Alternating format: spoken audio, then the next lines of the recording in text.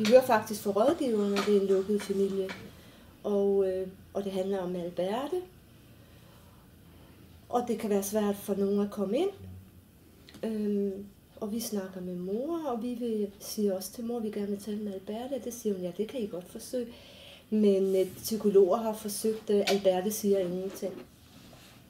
Og så på et tidspunkt starter vi det her ord og billeder op, og så er det, jeg tager hjem for at møde Alberte for første gang. Der var faktisk ikke planlagt, at vi skulle i gang med noget, der hun skulle se mig, og jeg skulle ligesom finde ud af, vidste Alberte, at jeg kom, hvad havde mor fortalt Alberte, hvorfor jeg kom. Og Alberte havde styr på, at jeg kom. Hun inviterer mig indenfor, det er også hende, der åbner. Hun viser mig, at der er dækket op med kaffe og frugt, og jeg skal se hendes værelse. Og jeg bliver sådan vist rundt i huset, hun skal vise mig en film, og så kan man sige, det var vores første møde, og der gik omkring 20 minutter, hvor at Alberte egentlig bare fortalte mig om hendes værelse, hendes liv, hvad hun godt kunne lide. Hun kunne godt lide at lege med Barbie, og hun kunne godt lide sko. Så spørger jeg hende ad på et tidspunkt, om hun har lyst til at tegne. Om hun har lyst til at tegne til en familie. Og det vil hun rigtig gerne, og hun tegner mor. Og hun er rigtig detaljeret, og mor kan jo godt lide sko, og mor får en glad mund. Og så siger hun til mig, at min mor er glad i dag, men det er hun ikke altid. Hun kan altså også godt være sur. Og så skal hun jo tegne sig selv, og hun starter også med at tegne sig selv, hvordan hun ser ud udenpå. En fin kjole og sko, men så siger hun jo også til mig, at sådan ser hun ikke ud indeni. Faktisk her spørger jeg ikke om noget. Jeg er der bare, og vi tegner, og jeg siger, du er dygtig til at tegne sko. Men så fortæller hun mig, at indeni græder hun, men det er der ikke nogen, der kan se. Det kommer egentlig i samtalen.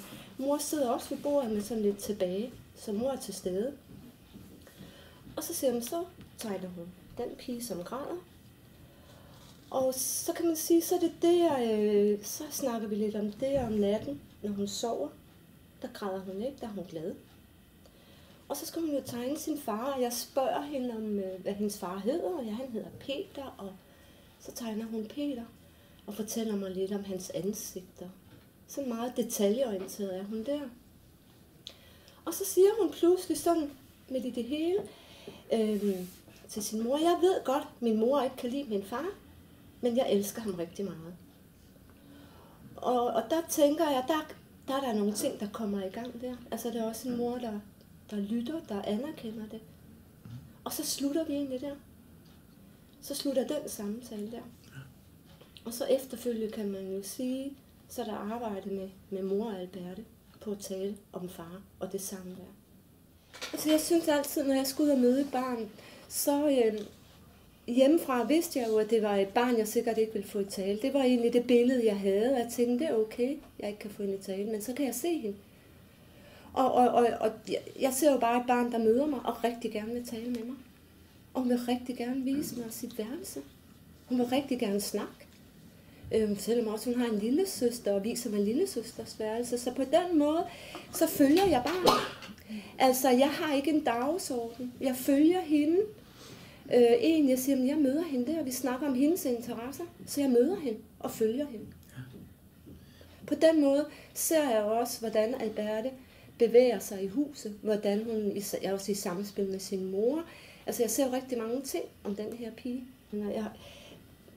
Man kan sige, at Alberte møder mig første gang, og hvis jeg skulle starte med at sige til Alberte, hvad bekymrer dig, eller jeg ved, at du kan være bekymret om noget, jeg er ikke sikker på, at hun vil tale med mig om det.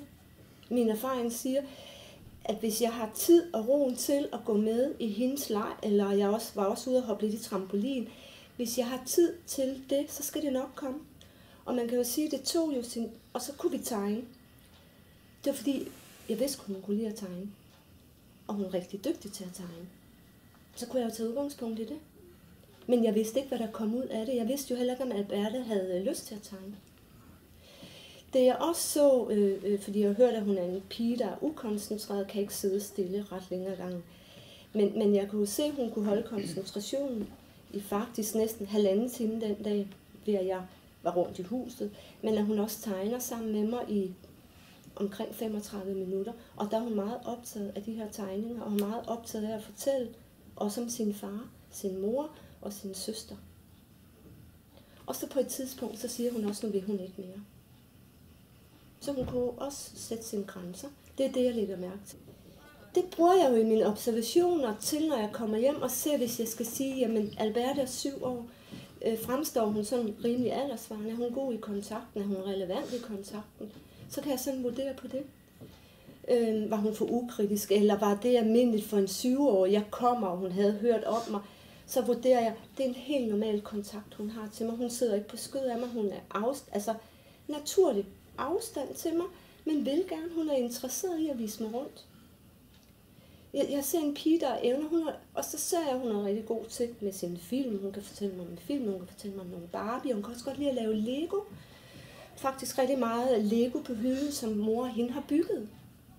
Så det har de brugt rigtig meget tid på. Så der lægger jeg også mærke til, at de gør noget sammen. Jeg synes, at når man skal samtale med børn, så er det klart, så går man ud for at snakke med et barn. Men jeg sidder ikke hjemme og siger, nu skal jeg spørge hende om det og det og det. Jeg ved heller ikke, hvad jeg får med mig hjem. Så det vil sige, at jeg har min forberedelse at lære det her barn at kende. Min forberedelse kan være at se barnet i samspil nu med hendes mor, og hvordan hun møder mig. Så det kan egentlig være det overordnede mål, jeg har. Hvordan ser jeg hende så, hvis ikke jeg får noget med hjem, altså på tale. Jeg synes, der hvor det er muligt, at man kan vide noget om barnet. Hvis barnet har en interesse, så kan man i hvert fald altid tale. Det kan man forberede hjemme. Man kan jo undersøge lidt, hvad er det for et barn? Hvad er det for en mor? Man kan jo snakke med mor om, hvad interesserer barnet sig for. Er der nogle ting, der er særlig interessant for barnet? Så på den måde kommer man jo ud. Det kan også være et barn, der går til ridning. Så kan vi jo snakke om heste. Altså, at jeg som den, der kommer fremmed ind og skal møde barnet, og udviser nysgerrighed på barnets liv, på barnets interesse, er for mig at skabe en god kontakt. Det er mere vigtigt, end jeg går til de bekymringer og skal have noget med hjem. Og ja, jeg kunne måske godt have kommet med et spørgsmål. Jeg ved, at du savner din far rigtig meget. Det undgår jeg. Undgår så vidt at komme med ledende spørgsmål. Og min erfaring siger, at hvis man har den tid, og det, der virkelig trykker børn, så kommer det, hvis du giver dig tid og ro til det. Og så er det mere, tror jeg, oprigtigt, end jeg sætter et spørgsmål, der kan være ledende, eller barnet gerne vil have et godt samspil med mig, så jeg fortæller Annette det, hun gerne vil høre.